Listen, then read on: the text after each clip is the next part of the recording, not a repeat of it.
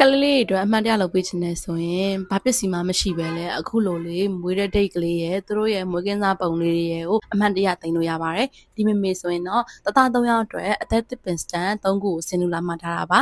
ကာလေးတွေကိုလည်းခရမ်းနုစိမ့်မြအနုအဖြူဆိုပြီးတော့3ရောင်မှာငွေဆိုင်လေးနဲ့တွက်ဆက်ပြီးတော့ order အပ်ထားတာဖြစ်ပါတယ်ရှင်အဓိကပြချင်တာကတော့တသားလေးရဲ့မွေးရက်ကိုအဓိကထားပြီးတော့ညာဘက်အသက်တွဲလေးထဲမှာကျတော့မွေးကင်းစားပုံလေးအသေးကြီးထဲမှာတော့လက်ရှိပုံလေးတွေပြီးတော့သူတို့နာမည်တစ်ခုစီမွေးဒိတ်ကလေးရဲ့ကိုတိတက်လေးမှတ်ခိုင်းထားတဲ့ order လေးဖြစ်ပါတယ်ပြီးတော့သူတို့ကြိုက်တဲ့အယုတ်လေးပေါ့နော်ဒါအကြီးဆုံးဆိုရင်လီကိုယုတ်လေးကြိုက်တယ်